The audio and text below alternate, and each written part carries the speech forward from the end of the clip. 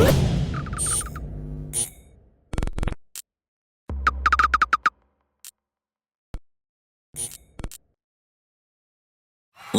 and gentlemen, this is the 12th and final round. Right hand, Golovkin steps in and down he goes again. Unbelievable. Mayweather makes him pay. What a rookie mistake. A sensational left hook by De La Hoya. It's facts. I'm the best. You know what I mean? I don't want to believe it myself, but it's the truth. I'm the best. I'm going to show you how great I am. From Southern California, this is the Last Round Podcast. Welcome back to episode 137 of the Last Round Podcast. Thank you again for joining us, whether you're listening on Spotify, Apple Podcasts, Stitcher, Boxing Socials, YouTube channel, wherever you're at, however you're listening. We appreciate it. Coming off, I would think, one of the best fights of the year so far on Showtime between Charlo and Castano, undisputed draw. Unfortunately, it was a draw, but I was entertained, and obviously we'll touch on that in a second or two. But this week we have a first timer here on the Last Round. We've been told, Ben, by our listeners. They've messaged us on Twitter, on Instagram, like, hey, you should get that Ben Baby guy from ESPN. He's covering boxing and we don't know, we want to know more about him. And, they've been telling us that for about, I think the first message we got was maybe about 6-7 months ago. Wow. So we've been meaning to reach out to you, so we definitely appreciate it.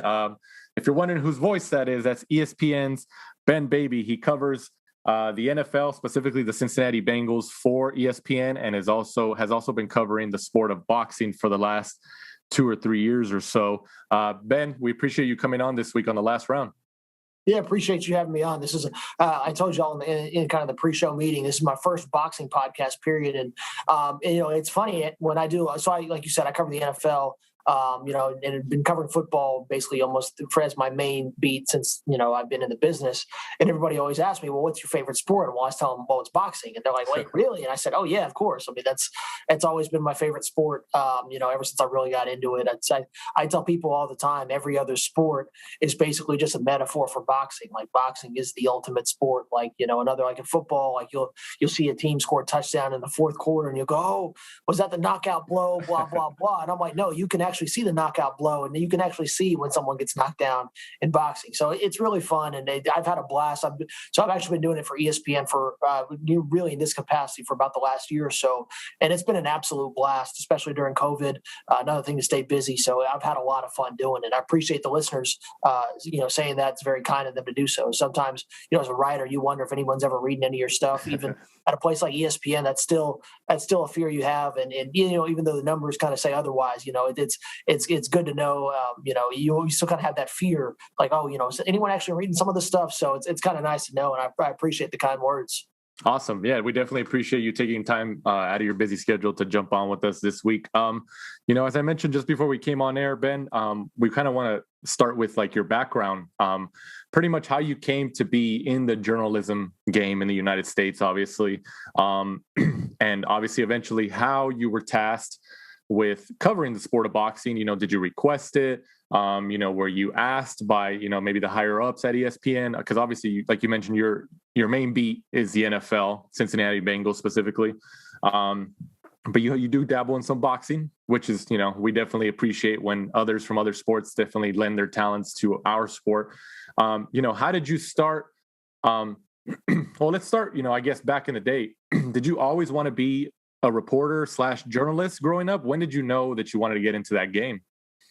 Honestly, I think about this as far back as I can remember. That's the only thing I've ever wanted to do it. It's been an absolute blessing because a lot of people, at a young age, they don't really know what they want to do. Even they get in their 20s, they get out of college, they're still like, well, what am I supposed to do for a living? And ever since I was like 6-7 years old, like that's just kind of how I always wanted to be around sports. And back in the day, you looked at, well, what was the best way to do that if you weren't playing? And it was usually being a writer. And so I've kind of always had that track of wanting to be a sports writer and a sports journalist. And so I've done this now. I think this will be my 10th year full time in the business. And so I've always had an inclination of doing it. It's been a lot of fun. And it's a neat way, and it always stays new. It always stays fresh. There's always kind of new things that come up, and it keeps the job exciting. So it's been an absolute just joy to just be in this. And I don't mean that as a cliche. Like, it is an absolute blast. Nice. I think I saw some information that you were, before ESPN, you were covering some beats in Texas, right? Yes. Can you talk about your time there and how you eventually came to ESPN?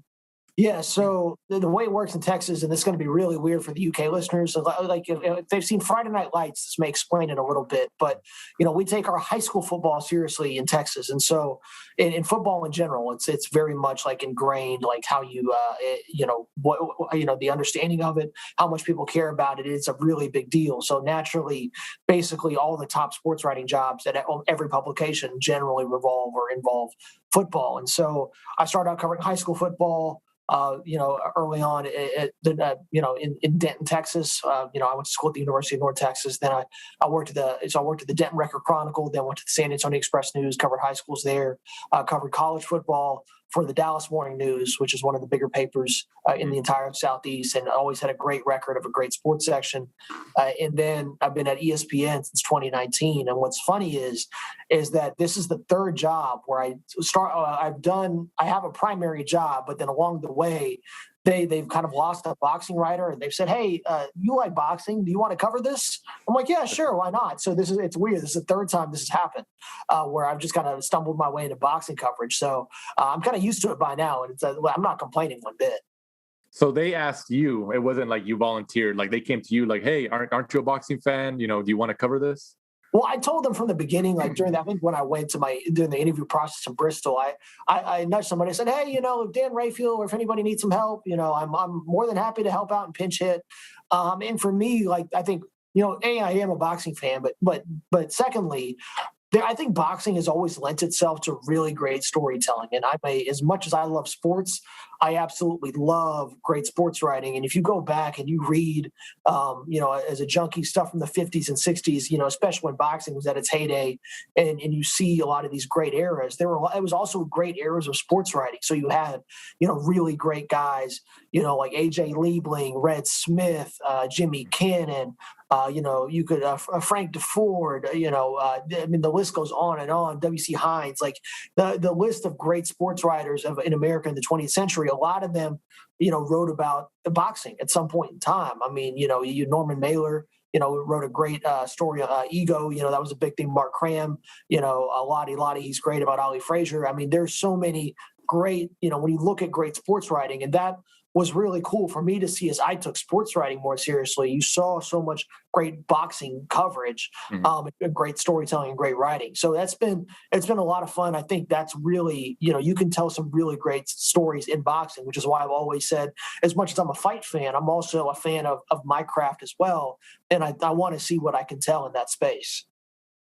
And what are the two major differences in reporting in, boxing and football? Obviously two completely different sports, but in terms of like access and how the fans react to your pieces. Yeah, it's funny. I've gotten more traction for some of my boxing stuff than I have on some of my Bengals stuff. With the boxing fan base, a lot of people have wondered, especially at different media companies, well, who cares about boxing? Like, what kind of fans are there? And the fans are rabid. They absolutely care. We look at the numbers on our stories, like I said, and the people are definitely reading about boxing, especially at ESPN.com.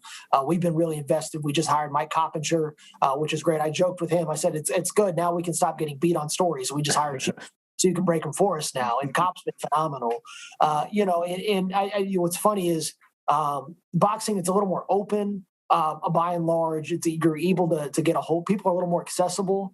Like, for example, I was in Dallas or Arlington for Canelo, Billy Joe Saunders, and I saw Eddie Hearn just do interviews with absolutely anybody who was willing to do that, and they were really open to that. Even a guy like Canelo of his stature was doing a good amount of interviews, and spent some time doing that. Like in football and in major American sports, you're not necessarily seeing your Eddie Hearn types Fox, you'll sit there and do hours and hours and hours of media with just about anybody. And there is kind of that openness in boxing, and part of that's needed, especially, in this current era of boxing coverage in mass media. You're going to need to basically sell your sport as hard as possible, which is good. I mean, that helps us out. It helps us. And most of the time you see more unfiltered stories, or guys less willing to be hesitant about what they say, because they're really, it's not like a coach is going to get mad at you for saying something, or there's like a team owner who's going to be really upset. You can, basically just say whatever you want, and there's really no repercussions. I mean, there's countless stories of guys in boxing just going off the handle, and it ends up being pretty entertaining. So boxing's great when it's got colorful characters, and then we see so many of them in the sport, and other sports. I wish we had more of that in probably some of the more major American sports. Ben, correct me if I'm wrong. I'm pretty sure I read a story this week. Aren't like high school or college players now charging for interviews, and didn't they sign like a deal for like $10,000 or something? What's funny is that's my old beat. I used to cover Texas A&M, and TexAgs is the recruiting website that did that. And it's basically, it's not, the media is not paying. So I like the TexAgs folks a lot. I don't think they're really journalists. I don't think they're going to argue they're journalists. They're basically, somebody wanted to pay the players, and TexAgs became the vehicle for that. And which is good.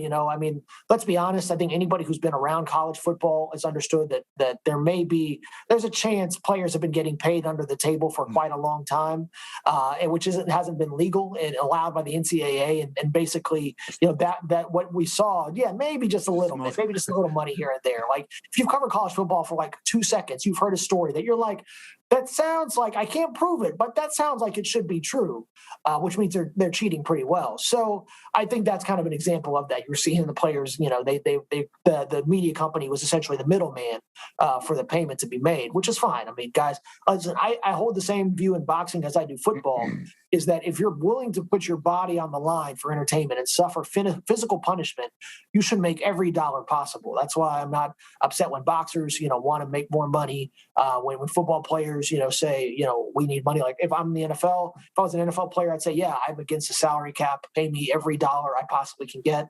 I'm glad that college athletes, specifically college football players, are doing that, because there's a lot of punishment that your body takes. And you should be getting money for that, because all these companies across the board are making making hundreds of millions, off of athletics. So it all makes sense. But yeah, I think that it's good that we're seeing boxing. I think this Canelo deal with Canelo-Plant, Canelo could be getting a very lucrative payday, as reported by Mike Coppinger, which is great. You want to see, number one, it shows the sports at a healthy, viable place, and number two, you want guys who are getting hit in the head all the time to get paid top dollar, because you should maximize those earnings while you can. Ben, in the short time that you've been covering the sport of boxing, you mentioned that you were at Canelo Billy Joe Saunders in Dallas, or Arlington, excuse me.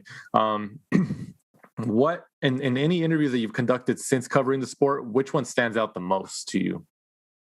Probably my one with Tank Davis. So Showtime's been really good about, giving us, so shout out to Greg Domino, and the folks over there. All of them have just been really great. To deal with, and which is good, because it's a lot of. I tell Showtime and everybody else, I said, yeah, I know that we're technically on the other side of the street, but on ESPN.com there are no sides of the street. We want to tell the best stories. We don't really care who's promoting them, and so it was good. I was actually in town for Taylor Ramirez, in Vegas, and then I was talking to Tank, and the interview was kind of basically just, it looked like Tank didn't really want to be there. He was kind of out of it. And I referenced Tank, I think it's really interesting what's happening, between 135 and I guess now 140. You've got basically the four princes of boxing, this kind of the new era of, Tank, Teofimo, Ryan Garcia, Devin Haney. And, right now, Tio's win over Vasily Lomachenko is by far the best win that any of those four have. Mm-hmm. And I brought that up to Tank, and Tank basically did not like that I said that. And he's like, I said alone. And I explained it. And I was like, no, Tank. And we went back and forth. And he said, he claimed that Tank, we all know Vasili's better at 135 or 130, which I'm not disputing that one bit. But I said, Tank, yeah, that's correct. But he was also a pound for pound. He's like, we all considered him one of the best pound for pound. And Tank just went, okay.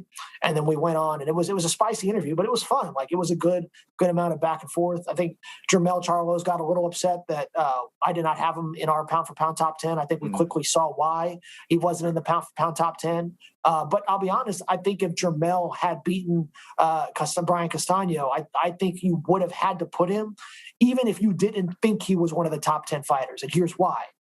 I have a ton of respect for guys who are willing to go out and prove themselves and really compete in boxing and test themselves and say, I want to be a legitimate champion. And as much as, we may not think that, that 154, that division, just really, there's not a whole lot of pop there. And we don't really know how good that is. I respect the fact that Jermell, has taken on some tougher fights, was willing to take on Castano. And, he could have went to Al Heyman and said, yeah, I don't really know if I want to do that. Let me go fight a mandatory. Let me do whatever, and just kind of coast by. And so I respect when I like this, Mike Coppinger wrote about this, and it's very true. We're kind of seeing a trend of a lot of guys are wanting to be undisputed. We saw that with Josh Taylor and Jose Ramirez. We're seeing that with Canelo, and we saw that with Bud Crawford a few years ago. And it's so good for the sport and for casual fans to be able to point to one guy, say that guy is the best. And so, so that was a fun interview as well. And and that's fun. You want to be able to kind of stand your ground a little bit, go back and forth. Nobody gets their feelings hurt. And that's you all have a good time. Right, absolutely. And then transitioning to that fight this past Saturday, the 17th of July, from the AT&T Center in San Antonio, Texas, on Showtime for the WBC, WBA, IBF, and WBO Super Welterweight World Titles. Jermell Charlo and Brian Castano each fight to a split draw. I don't know about you, Ben, and you give us your take, but I thought it was a great fight.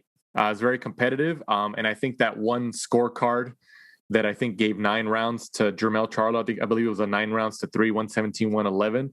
I think that really took away from the competitiveness and how good the fight was. What did you think overall about the fight? Yeah, I pretty much wrote that for ESPN.com, and it's unfortunate that Nelson Vasquez can't see straight and doesn't really know how to fill out a boxing scorecard. I mean, he was better off doing I covered a fight when I worked for the Express News. I covered a fight in a renovated Kmart. And I think Nelson Vasquez needs to be covering fights over there if he's going to call that 117, 111. And for the record, the next time we see him covering a major fight, somebody better ask the promoter, why is he involved? Like, why was he not scratched? Because he doesn't need to be around a title fight if he can't give an explanation for that card, number one. Number two, I think you saw that Castano, like I said, 154 has always been a very topsy-turvy division. Nobody's really been able to hold a belt for a really long time in that division. We've seen a lot of turnover, specifically within all that PBC umbrella. And I thought, at the very minimum, we now know who the two best at 154 are. I think Jermell Charlo and Brian Castano are the two best. I think a rematch makes a ton of sense. And honestly, I thought it was an excellent fight. I think it's a fight of the year candidate by far. It's what you want to see in boxing. You want to see guys taking risks. We saw both guys hurt, both guys taking big shots, delivering big shots, rallying. It's everything you love about boxing. And so, aside from that scorecard, I have no qualms with the draw. I had it 115, 113 Castano, and that's with Castano stealing a couple rounds. And if you're a judge and you maybe say, depending on how you score rounds, if you go, yeah, maybe I liked all the work at the beginning, and then what happened in the last 30 seconds isn't enough to give that round to Brian, then I can see how you could give Charlo even 115, 113 his way at most. So, but it was a close fight. I think a draw is probably it's not I don't think that's a terrible outcome. I can see how you could get there. But by and large, it was a good fight. I thought both guys' stock relatively improved. We get a rematch. I think for Jermell, that's the best option for him, is to get a rematch and produce another one of those kind of exciting fights, because as much as you grow your fan base in boxing by winning, you grow your fan base by putting on great performances and compelling performances. And when I feel like what we don't see in boxing a lot of is boxers don't create feelings in the ring. They don't. I think when boxers are great, they create an emotion out of fans. Fans feel like you should want a standing ovation in the 12th round every fight. And if you're not getting that, it doesn't matter if you win. I don't think you did your job as a prize fighter. And at the end of that round, at the end of that fight, I think that's what you look for. And so, I think that there are going to be some people who are on the fence about Jermell who really like watching him. I think he's an incredibly flawed fighter, and we saw that. But those flaws make him really exciting, which is good. We can't expect everybody to be perfect. And I thought that it was a really great card by Showtime, and they did a phenomenal job all the way through. And do you think judges and referees should be made to speak to the media to explain their decisions when something like this crops up? 100%. 100%. I think it's up to the commission to mandate that. I think it's up to promoters and it's up to the media. But, frankly, it's our job to go out and push them. And COP did a really good job of trying to get the commission to comment on that scorecard. They said no comment. And if I'm the Texas commission, it's another black eye. There's already a bunch of running jokes about how things are a sham in Texas, and stuff like this does not help you. And that's my home state. And I hate that that's the case.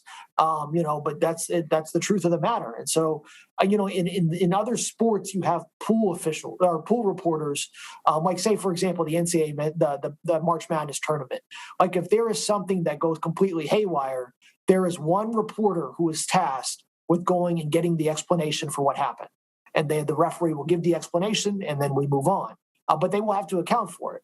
And so I think that would be very welcomed in boxing, especially when transparency isn't always there. You want to be able to tell fans and tell people you have a legitimate product, that you don't have a guy who was half asleep the whole fight and just kind of had the card filled out beforehand. And so I would love to know why he gave that to 117, 111 to Charlo. And Nelson Vasquez may be a good guy. He may just had a bad night. All of those things may have happened. But I think when you fill out a card that everybody feels like is egregious, you need to explain it. Ben, also, do you think, in baseball, in soccer over in the UK, when a referee has a bad day or, a few bad matches, they demote them. They go to the minor leagues again, and then they kind of have to work their way back up, to show that they're credible and they can do the job. You think that's something that they can look at? Because obviously we have God knows how many small hall shows throughout the country. Yeah, I think that would be a better question for some of these promoters and for some of the sanctioning bodies and the commissions themselves. And I think the question is, how many elite referees or officials do we have in boxing? Because while you are correct that there are a lot of other shows, a lot of club shows, I would love to see the numbers on how many club shows there are now compared to maybe 2011.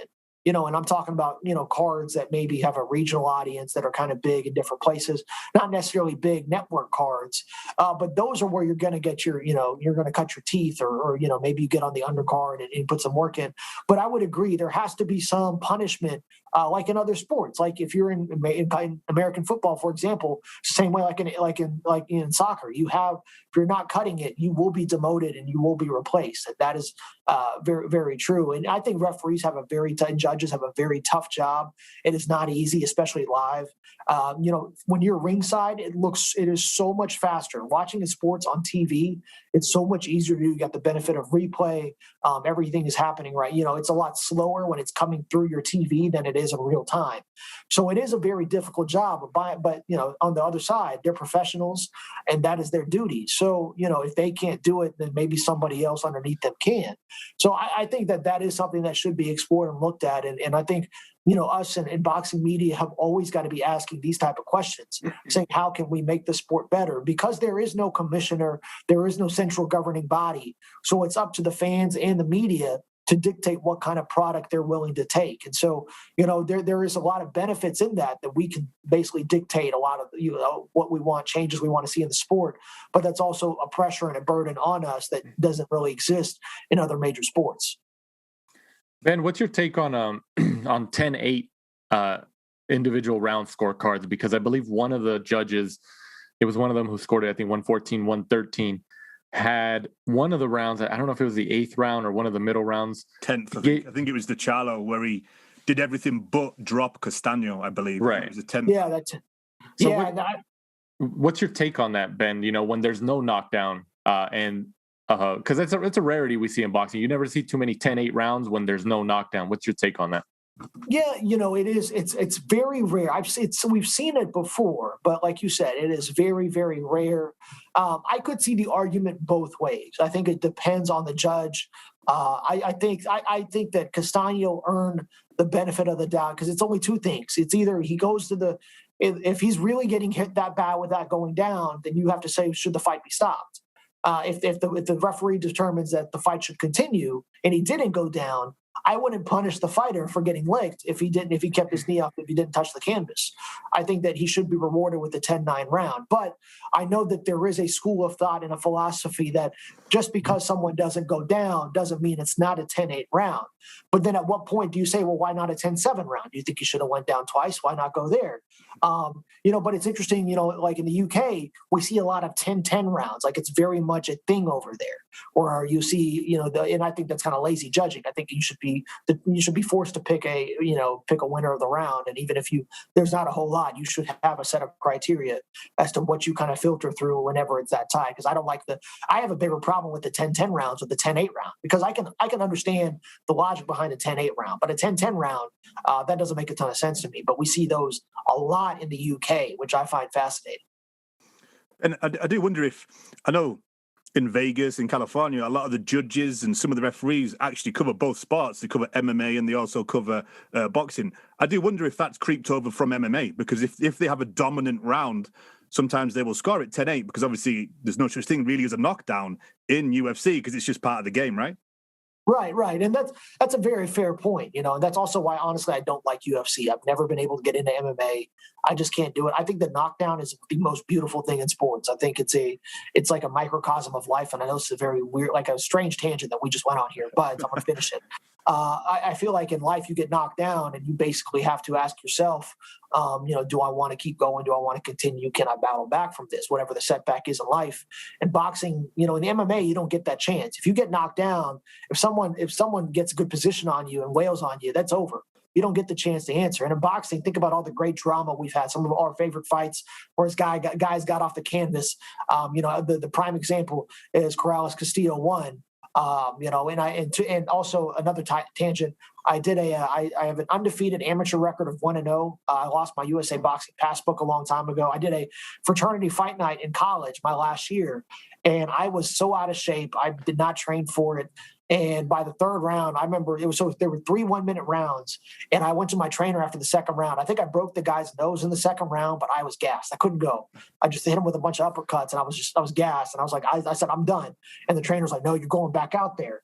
And so once I went back out, I saw the blood and I threw a couple punches. I did what Corrales did, and I spit out the mouthpiece because I knew I'd get the extra 10 seconds. And so I got the reprieve. I hung around, and that was it. But now to go back to the original question, which is, has that crept over?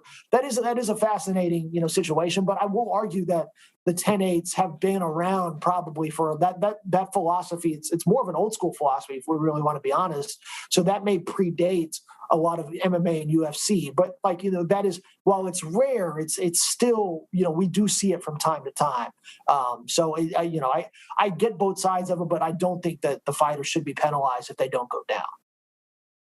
Yeah, it's definitely an interesting point that, when it does happen, it's interesting to dive in and analyze it. So, because it is rare, like I mentioned. So, we'll see how it continues moving forward here in the sport. Also on that card, Rolando Rolly Romero remains undefeated, 14-0 with the 7th round TKO over Anthony Yiggett. This was for Romero's WBA interim lightweight title. Ben, are you familiar with Romero? I know at least to us, he seemed to get a lot of attention when he started calling out Ryan Garcia and posted some sparring footage from years ago that him and Ryan sparred at the Mayweather boxing gym in Las Vegas. Are you familiar with Romero? And if you are, what'd you think about his matchup? I have not been impressed with him. I was once again not impressed with Rolando Romero. I do not understand the hype. I think that he has a lot to work on. Very raw. I know we got the TKO over Usyk, but let's go back. I'd have to go back and look exactly what round it was. Let me go ahead and just pull up box record here while I have it, because Romero was deducted in round 5 for hitting on the break. It was an illegal punch, and if you go back and look, Usyk was not really this. He went down in that round, and then he went down in round 7. I have a hunch and I have a suspicion that Usyk was not the same after that illegal blow. He never really recovered, and then he got knocked down, and then it was over from there.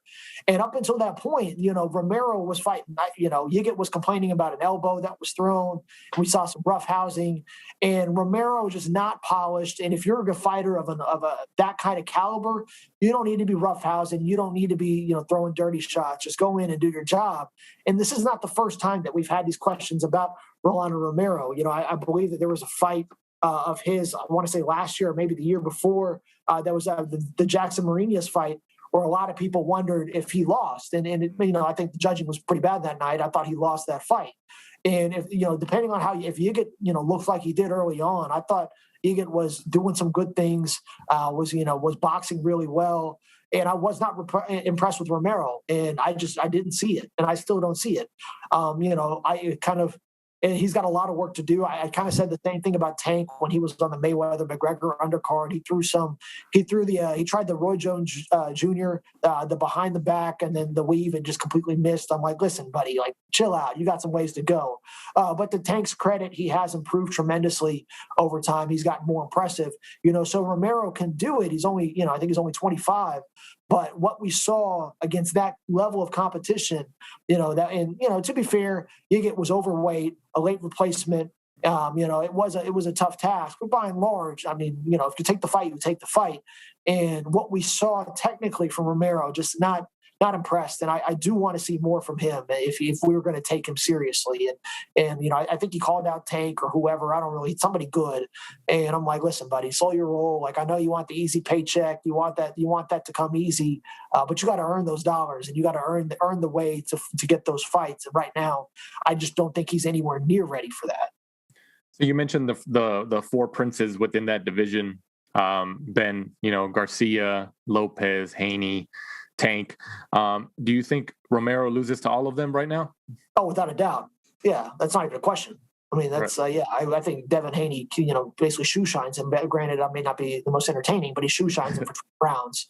I think all of the rest of them just play with it. He's not. If you look at his resume, nothing is impressive. All of those guys were taking step-up fights, and here he is hitting, fighting dirty against Anthony Usyk and winning on a TKO after an illegal punch, and having lost to a guy that a lot of us think that he lost to Jackson Mariñez.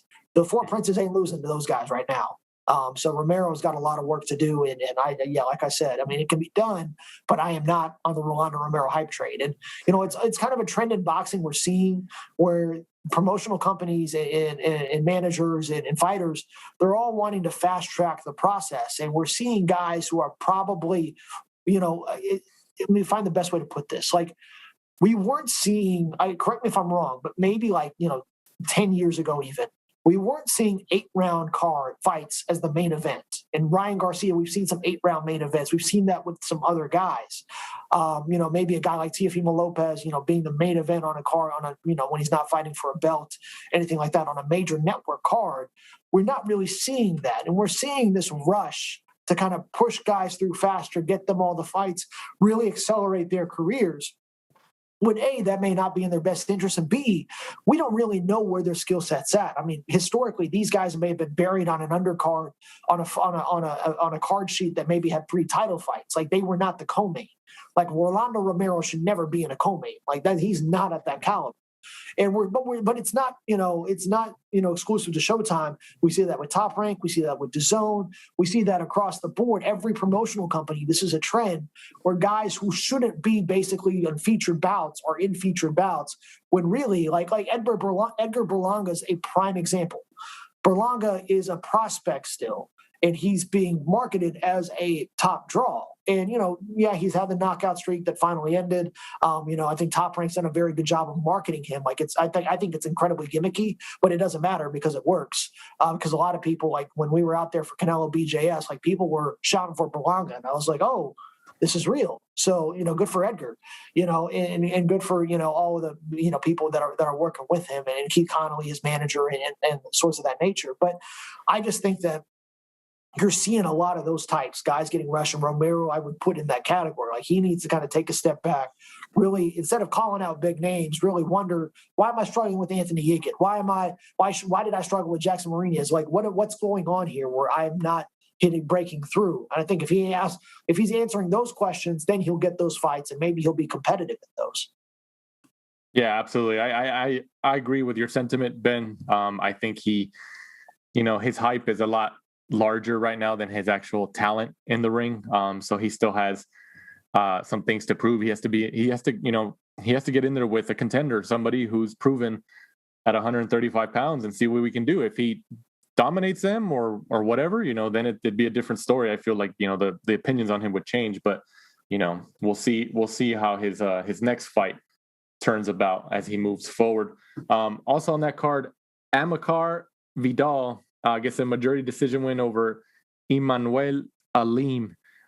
Mike, did you catch this fight? And if you did, what'd you think? Yeah, it was a good fight. It was a close fight. Really kind of depended on what you thought, because you could see afterwards that Alim was, I think Alim's team thought he'd taken it. What do you call it? Vidal. I thought he was good, heavy-handed. I would imagine they may try to run it back due to the controversial scorecards, but it was good. It was a more entertaining fight than the Romero Yickett, which was definitely more of a street fight than a boxing contest. Right. Yeah, I could agree with that. Ben, did you catch that fight? I did. I think that was probably worse scoring than Castano Charlo, if we're being quite honest, because I could see a draw in that fight. I do not see how Vidal won that fight. Vidal also wildly unimpressive. I think that with a smaller guy, he was the bigger guy, and he was this longer. Alim much shorter. Vidal should have been able to pick him apart. Instead, Alim was on the inside hitting him with uppercuts. That should never happen. Again, with that kind of, that reach disadvantage, if a guy is putting in that kind of work on the inside, that says volumes about the bigger man. And Vidal just looked slow, didn't set anything up. You saw a bunch of just one punch. It was kind of really elementary, his attack. He telegraphed everything. Alim kind of figured it out. I think he suffered from being significantly smaller than Vidal. We saw that, and that was a significant disadvantage that you had to fight against. But I don't really know, what to make of Vidal. I want to see him. I think that was the first time I really saw him and caught a glimpse of him. But what you saw, I think that he needs to be much faster. I think he needs to throw more in bunches. He doesn't have the power to be a one-punch guy. I think we saw that. You can't put down a guy like Alim, who's much smaller than you. You're not going to do it with a guy of your size. So he needs to really go back to the drawing board and work on that skill set, because what I saw, granted, I get ripped in the ESPN slack because I think I have a very high standard for who I consider good, which is fine, because if I'm a boxing fan and I'm going to spend my Saturday night and basically say, oh yeah, honey, like with my wife, like, yeah, we're going to put date night on hold this week. There's a good fight on. If I'm going to get yelled at, it's going to be for a good reason. Or, if I'm going to bank that Saturday night as, burn that card, that coupon, and married folks will know what I'm talking about. If I'm burning that coupon, I want it to be for, I want to watch a good fight. And I think boxing fans deserve good quality fights. And so when we watch stinkers or guys who aren't that good being told, when they're telling us, oh, this guy's good, but he's not good, like boxing, you can see through it. I mean, that's one of the beautiful, like boxing, you can't hide. You can't hide in a boxing ring. There's only, everybody can look into it. It's everything happens right in front of you, and there's nowhere to run in the ring. Like if you're bad, you're bad. And with Vidal, like you saw, like he just didn't have the power. I think I wish he would have boxed a little bit more. I thought Ronnie Shields did a really good job with Alim. And honestly, if I'm taking who's got the higher stock out of the fight, it's Alim. I think Alim, there's more room for him to grow. I think the size is going to be an issue. But, he found ways to counter that, especially with somebody who was lazy like Vidal, who led him on the inside. If you have that kind of, like I said, it frustrates me to no end when bigger guys just don't jab and do boxing fundamentals. Like if you've got the size, just use the stick, keep the guy on the outside, and just call it a day. And it's really not rocket science. It's boxing. So it was an entertaining fight. I thought it was a good fight. Like I said, Showtime did a really good job with that whole card. But Vidal, I thought should not have gotten the win. Yeah, I definitely agree with that sentiment as well. Moving on to fight previews this upcoming Saturday, the 24th of July, from the Wembley Arena in London on Fight TV. Joe Joyce, 12-0, goes up against Charlo-Castaño for their WBC silver and WBO international heavyweight titles.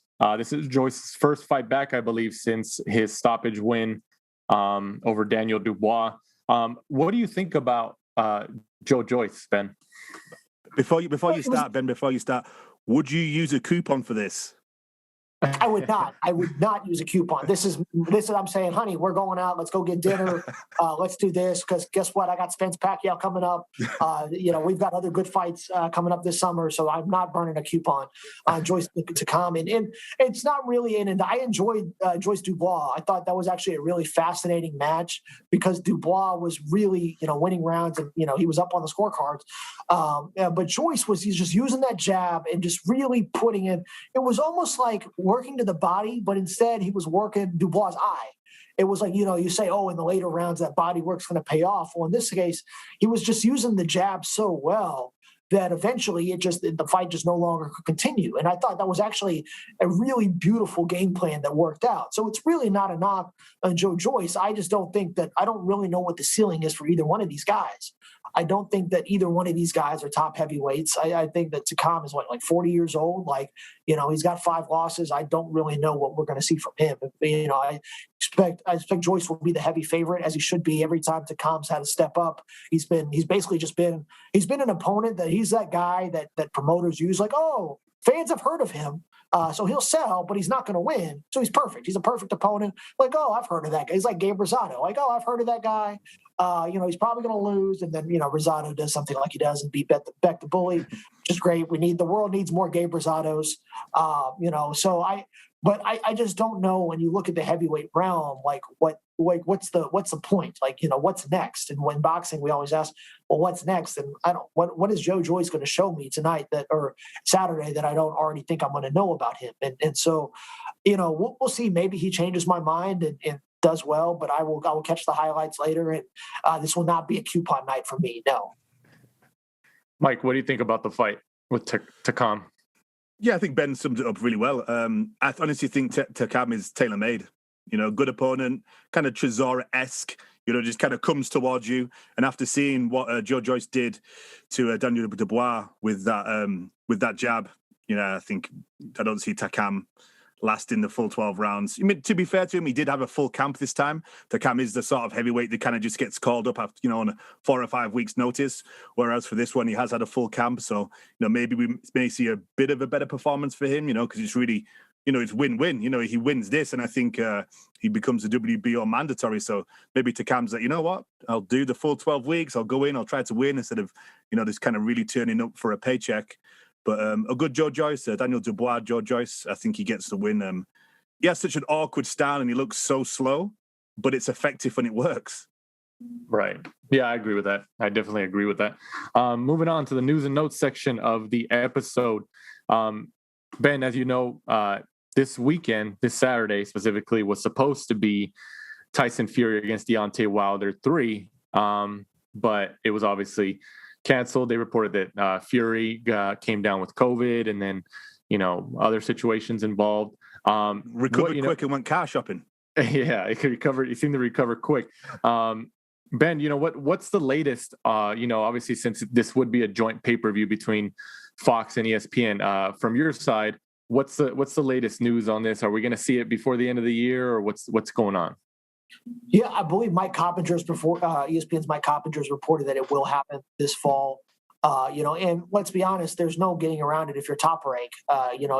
If you wanted to move on to a Fury Joshua fight, which I'm sure everybody wanted to do, right now whenever the arbitrator ruled in your favor, you're not getting out of that. There's no amount of boxing politics that's going to get you out of legal laws that Top Rank took. So they've got to do the fight. It's got to happen. It's in the contract. So everybody's reported Tyson Fury's COVID situation. I know there's been a lot of speculation speculation. Until there's anything to report otherwise, you've got to stick with what has been confirmed and what we believe is accurate. And to be honest, Fury. I was in the room when he did the podcast with Eddie Hearn in Arlington for Canelo BJS, and he said, I got his mojo in my pocket. And he's right. He's 100% right. I mean, Fury's not scared of Deontay Wilder.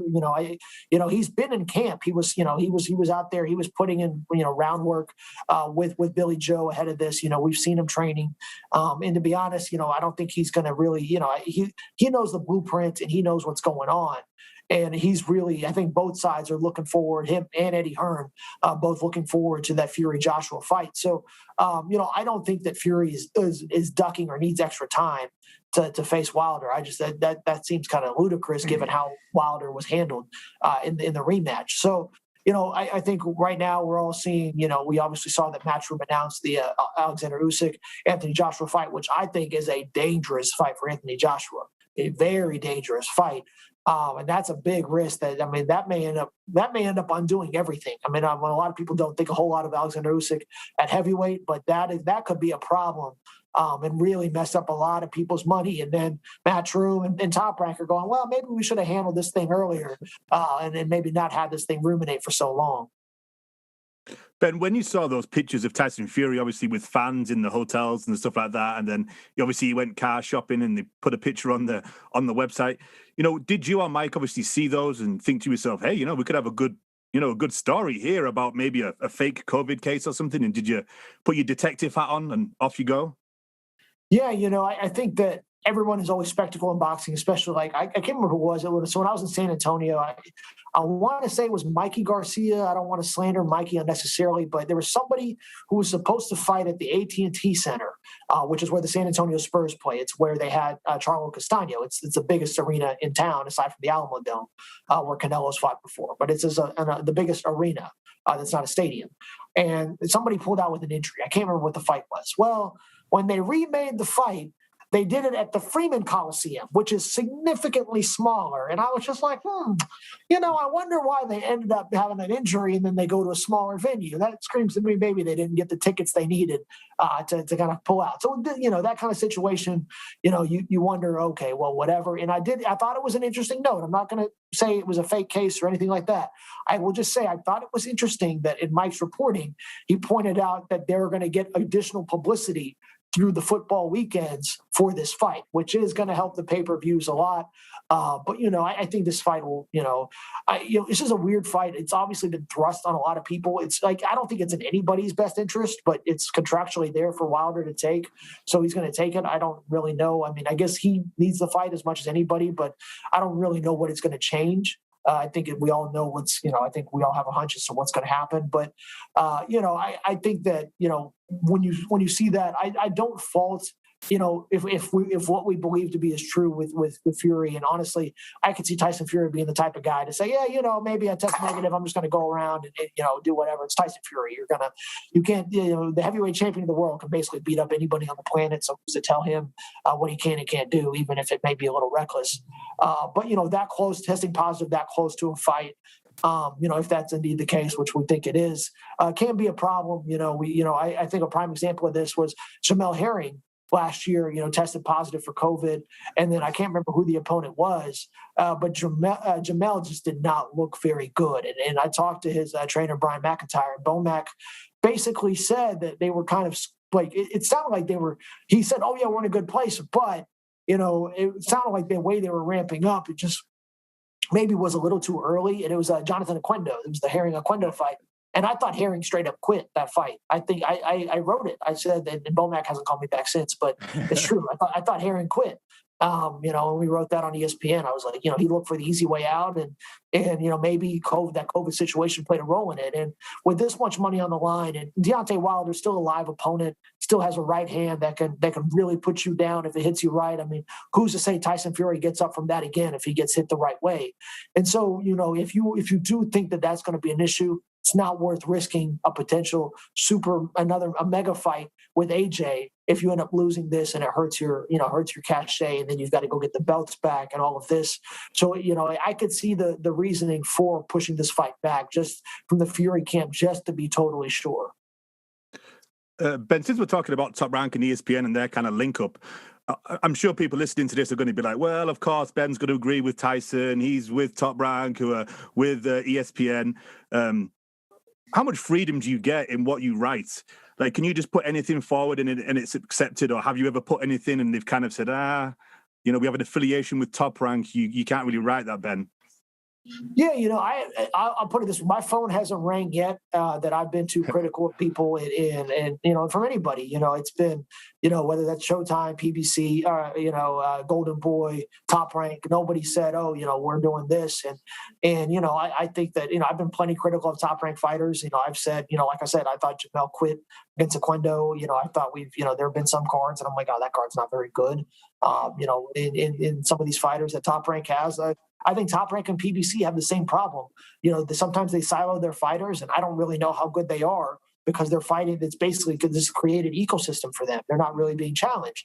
So you're going to tell me a guy at Top Rank's really good or a guy at PBC is really good, and I think for Bob Heyman or for Al Heyman and Bob Arum, it's the same question. Well, they fight your guys. If you put them against somebody from the other side, how are they going to look? And so that's going to be, I think that's, I ask those questions all the time. And, so no, I haven't had any pushback. I think, ESPN's done a good job of maintaining that balance between, the TV side on kind of the programming side and what we do on the .com side. So I think that's kind of the best way for us to operate. And so no, we haven't had any issues of saying, a lot of people think that we put Bud Crawford as our number one just for the because he's the top ranked guy. And, but Canelo's up there now and, we've been pretty fair with some of these guys and, Tio had to earn his way up there with Vasily. And, and I'll be honest, like you can ask the people in our ESPN Slack channel about what I think about some top ranked fighters and when I don't think they're very good. Like one Joe Smith Jr. Like I do not think that Joe Smith is in at 175, but he's got a belt. We'll see what happens. And fighters know as well. I'm not afraid to be like, this is why I don't think you are, and you have the reasons why. And it's the same thing with like American football coaches are the same way. And I'm like, listen, I think you've got to stand your ground, but as long as you have the reasoning for it, you can't just make up something. Be like, oh, I don't like Tank Davis just because, or I don't like Jamal Charlo just because, or Joe Smith just because. You've got to have reasoning as to why you think that. You can't just put out a random opinion with no back behind it. Boxing fans are smart enough that if you just make up some stuff to justify what you're thinking, they'll see right through it. So.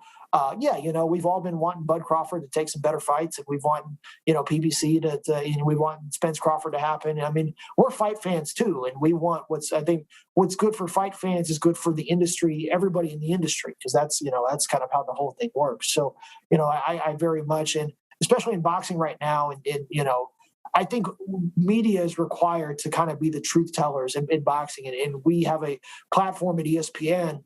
And that's what I love about my position right now is that I kind of have the liberty to say, this doesn't smell right. This needs to be better. This shouldn't be operating this way, or, this company needs to stop, kind of get this together, because like I said, there is no commissioner. There's nobody to put pressure on anybody. So the only way that pressure is going to come is from the public. And if we feel like something isn't what it needs to be, I think it's for boxing fans, it's our duty to serve them, our readers, to say, hey, this isn't right. Whatever that may be. If that means that we don't get access to somebody else, fine, so be it.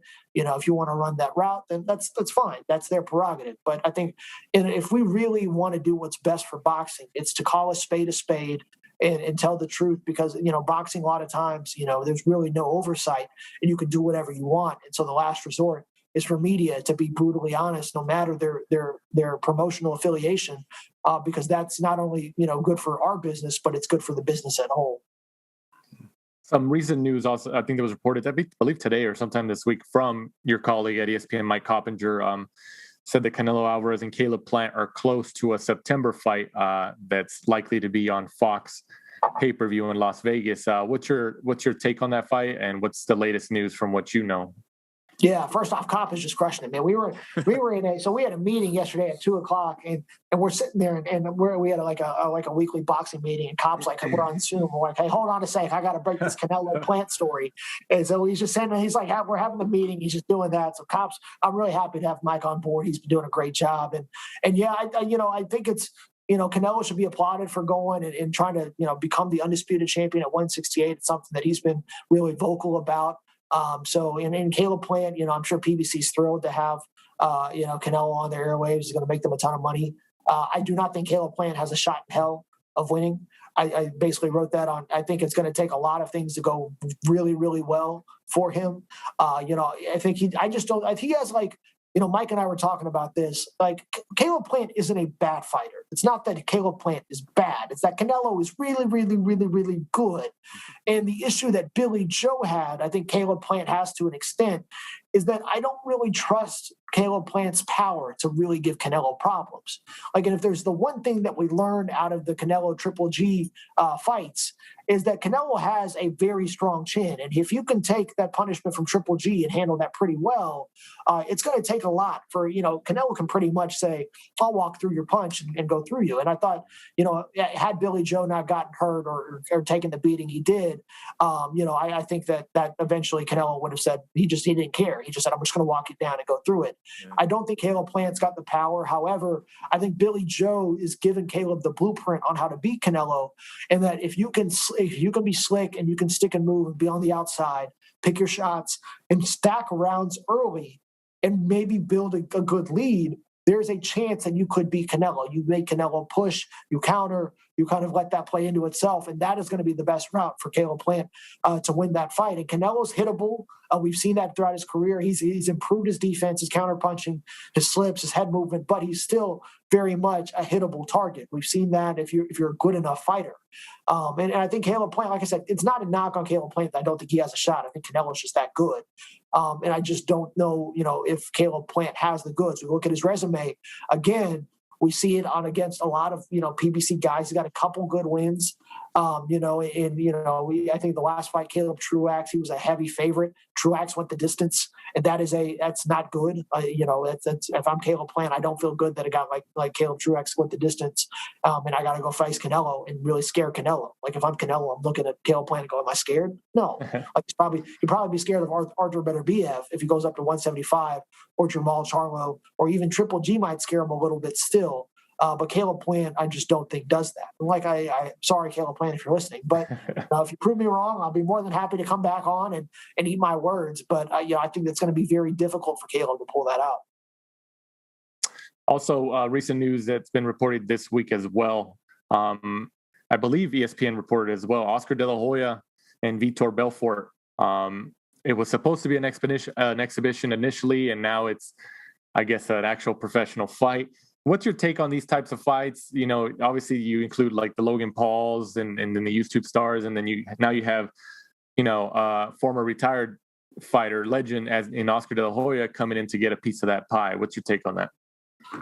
I think they're fine to a degree. I think it's more of an indictment that if fans want to watch that means boxing isn't doing its job and giving people, fights they actually want to watch. And fans are going to say, well, we'll say it with our dollars. If you don't want to give us, if you don't want to make the Spence Crawfords of the world and the AJ Fury, and those kind of fights, then guess what? We're going to go find other stuff to stay entertained. And if two yokels want to go out and hit themselves a couple times and for our entertainment, so be it. And, they are entertaining cards, no matter what you think. And, I honestly think Jake Paul has a chance to be kind of decent. It's kind of terrifying to say that. But when you look at him from his skill standpoint, how much he's improved and the work he's put in, he's actually looking pretty solid technically. And I want to see him fight against Woodley and see what he does. I'm curious to see what the ceiling is for Jake Paul because he's clearly got some chops to him, and I kind of want to see him tested at some point. I'm not saying that he's going to be a world champion or anything like that, but I think that he's probably a little bit better than people give him credit for. That being said, Oscar, if you're listening, please stop. What are you doing, my guy? You just had Canelo walk away from you. You're probably about to lose Ryan Garcia. And now you're sitting here bringing back your career. When you look at it, Golden Boy and Top Rank were the two top promotions in boxing. Now we have Matchroom that came in, ate Oscar's lunch at DAZN. Matchroom and DAZN just struck that big deal. Matchroom is now going into Mexico and rubbing that in Oscar's face. Oh, and also I've got Canelo. And so what is it? What is Oscar doing? If I'm Oscar De La Hoya, the last thing I'm doing is trying to go get on fights and go fight old UFC stars. I'm trying to figure out, why is my promotional company the way it is? And the sad part is he has the best prospect in boxing, Virgil Ortiz. Virgil Ortiz is a bad dude and should be marketed much better, and is probably, I know we talked about the four princes. I'll tell you what, Virgil Ortiz might have the highest ceiling out of all of them. That dude, he said, like, I want to fight. He's also from the Dallas-Fort Worth area where I'm from. Him and Errol Spence grew up, maybe 20 minutes from each other. Both had the same trainer at one point in time, Gene Vivero, in South Dallas. Like, I think, he said, I want to go fight Errol at 154. Like that, we've talked about that. That's going to be a fight that happens. I'll tell you what, that's going to be a pick'em fight in a couple of years, and that's going to put, you may get 60,000 people in there, and Canelo had 70,000 for his fight against BJS, but that fight is going to do numbers. And Virgil is the most. If I had to buy $100, if you gave me $100 to buy stock in anybody, I'm buying it in Virgil Ortiz. He's tremendous. So if I'm Oscar De La Hoya, I've got a lot of other issues that I've got to worry about instead of making money in a side fight that nobody's probably going to watch because people don't care about Oscar like that. It's just not the case. And so, it's different. Floyd has his Mayweather promotion is going fine. The Paul brothers, that's kind of their thing, whatever. But Oscar, Golden Boy, is kind of in shambles. And instead of tending to his business, he's like, my wife and I are getting really into like Bar Rescue. Like I watched a lot when I was in college. I don't know if you're familiar with the show. Basically, it's John Taffer just runs in, yells at a bunch of bad bars and like, why are you doing this? And the owners are like completely incompetent. You go, oh, that's why the bar is bad. Like you're out here just drinking or just like playing with like customers while everything's falling apart in the kitchen. That's Oscar De La Hoya. Oscar De La Hoya needs John Taffer to run into Golden Boy Promotions. Like, what are you doing? Because you are clearly not tending to your business. And so it makes no sense. And I like the folks at Golden Boy. Oscar is a Mexican American icon, one of the best fighters of the 20th century. It's sad to see what's going on with him specifically. And like I said, I think that he has, he's probably, if we had to bet, I would say that Ryan Garcia goes with Canelo. It makes a lot of sense given the trainer connections and kind of their relationship. But Virgil Ortiz still is a superstar in the making. I mean, he is going to run through everybody he fights right now. And I would love to see him fight somebody big at 147. So I think Oscar should be worrying about all of that instead of getting in the ring to make a quick buck. Ben, you said you're from the Dallas area. Obviously, Texas has kind of taken over in the amateurs in boxing. We've got, Errol Spence, Virgil Ortiz, Josh Franco, Bam Rodriguez. What's happening in Texas? It's not really known as a boxing hotbed. Yeah, it's interesting. I think that, you've got a lot of athletes in Texas. Like sports is a very heavy priority across the board. And, you're seeing more and more guys matriculate. And I think it's just, it is interesting, you are seeing, Golden Boy's got a few, they probably have the most, I think, Texas guys right now. And you're seeing Bam Rodriguez. I was talking to Robert Garcia. Robert Garcia loves Bam. I think he thinks the ceiling is really high for him. And he's probably one of the top guys right now in the Robert Garcia stable out of San Antonio. And you're seeing that with Errol, you're seeing that with Virgil. Maurice Hooker, like it's funny. We used to get releases at the morning news about Maurice Hooker, and I was like, oh, it was this Mighty Mo guy. And then he goes out, and like Maurice Hooker is a great TV fighter, and that's not a knock on Maurice. Like he's really entertaining. I thought he actually made a lot of strides under Bomac, even though he got knocked out by Virgil. I thought Maurice was good, and when he applies himself, he's a really fun fighter to watch and can really give a lot of guys problems. I don't know if there's like a big commonality. Like Texas is so big, like it's almost like every big city can be the capital of its own state. Like Dallas is the capital of North Texas. Houston's the capital of the coast down there. San Antonio's the capital of South Texas. El Paso's the capital of out there. Lubbock. I mean, it's just so many cultures come together. But I think in Texas, you do have a lot of athletes right now and maybe guys who played other sports or being, maybe this isn't going to be it for you. Why don't you go into boxing? And so they're picking it up, and it's going pretty well. So, we've got, it's just, you look at basically every sport, there's a lot of guys from Texas like running the show. And it's just, I don't know what it is. I'm not going to complain. Texans are very proud of being from Texas. So, it's fun to see that. But I'm excited for Virgil Ortiz, Errol Spence at 154, like in 2024. That's going to be a blast. That's going to have a lot of fun. We'll come back on and I'll talk about that. So sweet. You mentioned Errol Spence in August 21st. It's already been announced a couple weeks ago. He's going to be going up against and defending his titles at a welterweight against the legend Manny Pacquiao. What's your take on that fight? And when that was announced, what was your reaction? I love it. And it's funny because Errol has been talking about fighting Manny for a very long time. I think that he was upset that Keith Thurman got the Pacquiao bag before him. But it makes sense, Errol, I think that was when we saw that there was that was a possibility, or that Manny was kind of working with PBC. This always seemed like the likely outcome, that he was going to, his goal of a PBC alignment would be to kind of boost Errol and turn him into that superstar that a lot of people think Errol can be. And Errol's got the skills for it. But Pacquiao has been he's been very impressive to do what he did against Keith Thurman, who also, I've never really been impressed with Thurman, but for Pacquiao to do that, I thought was really good. And I think this is a great fight for the sport of boxing. You have Errol taking on a legendary champion like Manny Pacquiao, and you have Pacquiao, who, if this is, there's been a lot of speculation about if this is going to be a retirement fight for him. We're seeing that conversation thrown around a lot of, callbacks that are, talking about the totality of his career. So you have to wonder, win or lose, is this it for him? Or if he loses, does he take, maybe like an Andre Berto type fight that Mayweather took at the end of his career, one final win to call it a day, which, he should, I think greats should go out on a win, even if it's not against someone fantastic, but just a night for the memories, would be fantastic. But, I think that it's so great that Pacquiao is taking on this kind of challenge, because say he wanted to retire, there are plenty of schmucks at 147 he can go fight. Like, there's so many spare dudes in that division, or somebody will come up from 140 to make an easy Pacquiao payday. Like, you don't got to twist somebody's arm to do that. They'll come up and take that fight easy. But instead, Pacquiao said, at this stage of my career, I want to test myself against one of boxing's pound for pound fighters. I think that's remarkable. I mean, and, for him to want to take on that challenge, and like I said, to be fair, I should probably put this as a disclaimer. I grew up a massive Pacquiao fan. I just loved what Pacquiao did. But the reason why is what we see in this Spence fight, like his willingness to take on all comers. Like, you look at Pacquiao's resume, and it's just a list of who's who. Like, even before he moved up to 147, before he ever beat De La Hoya, fighting Marquez, fighting Barrera, fighting Morales. Like, those three alone would be a fantastic, guys now have nowhere near that level of resume. And Pacquiao just kept building. And even at the end of his career, he's willing to take on those risks. And he's not afraid of losing.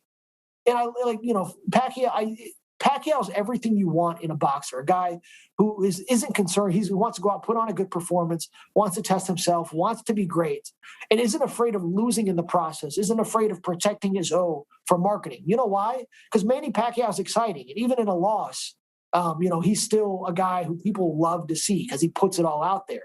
And I think that is a better sell and better marketing than somebody who's trying to protect an O against a bunch of guys who don't move the needle. So I'm really excited for Pacquiao Spence. I think Spence will be the favorite. This should be the fight that propels him to superstardom potentially, and kind of make him a crossover figure, and really make him a boxing cash cow. It'll be really fascinating to see what happens. Maybe that sets the table for Spence Crawford. I think I'm really excited for that fight. I can't wait to see how it plays out. And our friends Nick P and Adam Cattrall over at the Fight Disciples, who do a podcast in the UK, BT Sport. They're with BT Sport, right? Yeah, they also work for BT Sport doing the UFC and stuff like that.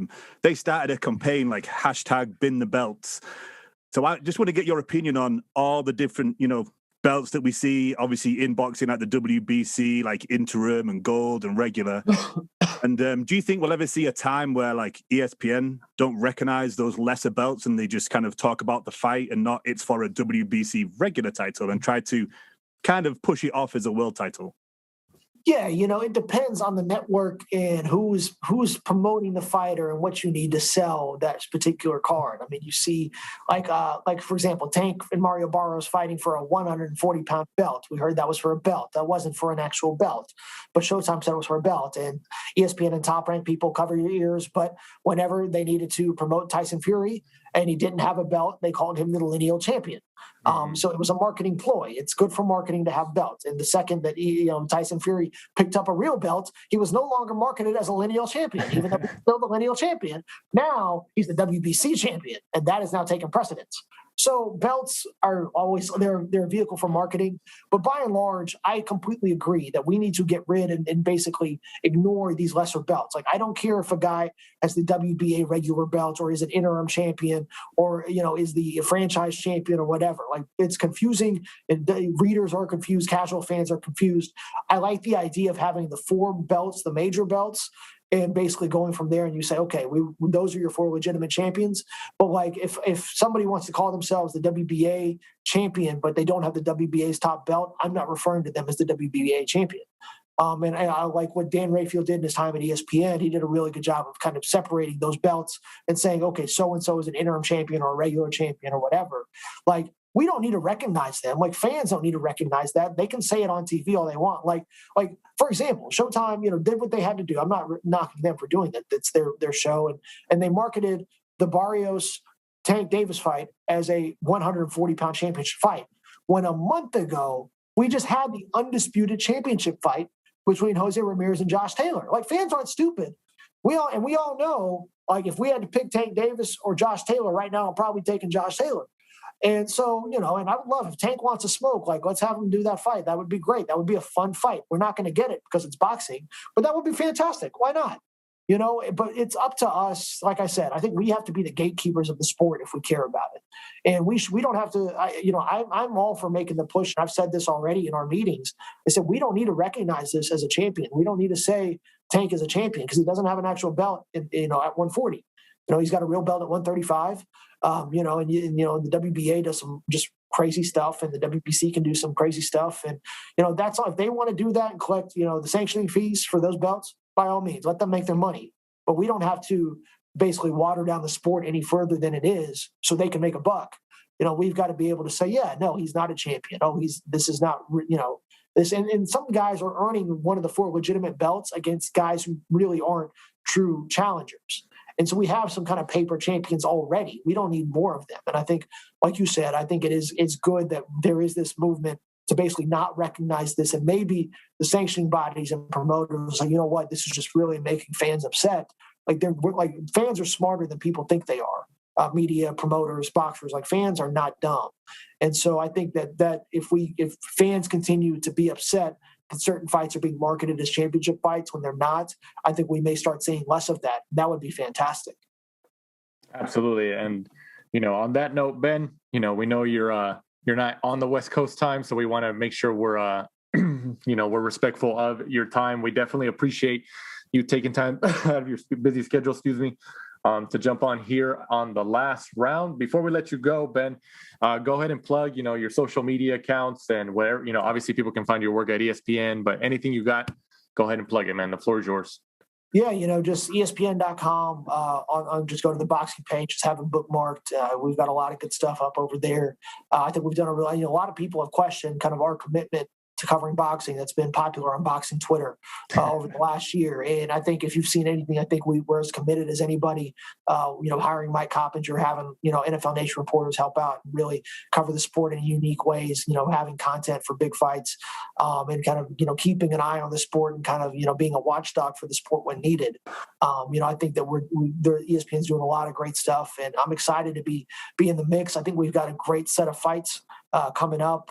And so I'll be tweeting along at Ben_baby on Twitter, hopefully doing some good analysis with Mike over on the website. And I'm excited. I think boxing is it's in a better place than it's been in quite some time. We're seeing more good fights being made. We're seeing people being willing to cross the street, and we're seeing fans get smarter. Everybody just go out and let's put the best product out there, and everybody wins. And so I'm excited. I think we all love watching good fights. I can't wait I've got my stack of coupons that I'm going to be burning and saying, hey, we got a good fight coming up this weekend. Let's go ahead and watch it. And I, the goal is maybe the wife becomes slightly a fight fan. So we say, you know what, maybe I don't got to burn coupons anymore. Maybe that's just date night. Hey, there's a good fight. Let's watch it. So I'm excited. I think that, boxing is alive and well, and we're going to see a lot of really good things in the sport.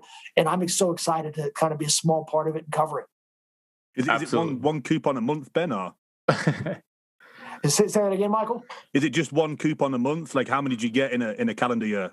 you got to play it by ear. You always know, you don't want to push the limit on how many's in the coupon book, but you want to make sure, because, I think anybody's significant other can only tolerate so many Saturday nights that are gone by the wayside, especially when you already cover another sport.